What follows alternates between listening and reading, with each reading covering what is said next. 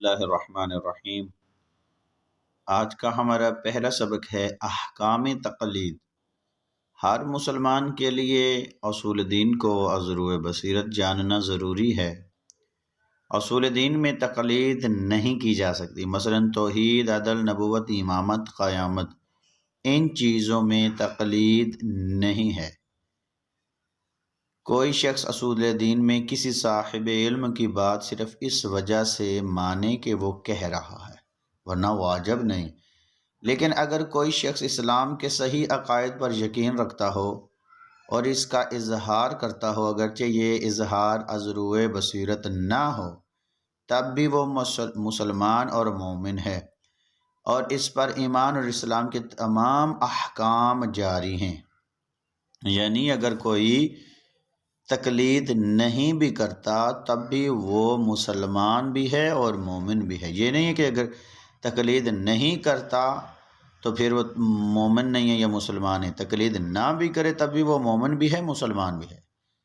آگے کہتے ہیں جہاں تک دینی احکام کا تعلق ہے، مسلمہ اور قطعی امور کو چھوڑ کر باقی احکامات میں ضروری ہے کہ انسان یا تو خود مجتہد ہو، یعنی احکام کو دلیل کے ذریعے حاصل کر سکے، یا کسی مجتہد کی تقلید کرے۔ یہ ہے کہ یا خود مجتہد ہو یا کسی کی تقلید کرے، یا ذرا احتیاط اپنا کسی عمل کو حرام قرار دے اور چند دوسرے کہیں کہ حرام نہیں ہے تو اس عمل سے باز رہے۔ اگر بعض مجتہد کسی عمل کو واجب اور بعض مستحب گردانے تو اسے بجا لائے۔ لہٰذا جو اشخاص نہ تو مجتہد ہوں اور نہ ہی احتیاط پر عمل پیرا ہو سکے، ان کے لیے ضروری ہے، ان کے لیے واجب ہے کہ وہ مجتہد کی تقلید کریں۔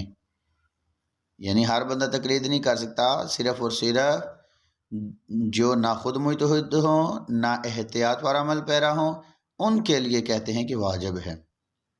آگے نمبر 2، دینی احکامات میں تقلید کا مطلب یہ ہے کہ کسی مجتہد کے فتوے پر عمل کیا جائے، اور ضروری ہے کہ جس مجتہد کی تقلید کی جائے اس میں یہ شرائط ہونی چاہیے۔ کیا ہونا چاہیے؟ وہ مرد ہو، یعنی عورت کی تقلید نہیں ہے، بالغ ہو یعنی عقل والا ہو، بالغ ہو چکا، عاقل ہو یعنی پاگل دیوانہ نہ ہو، شیعہ اثنا عشری ہو، 12 اماموں کے ماننے والا ہو، حلال زادہ ہو، زندہ اور عادل ہو۔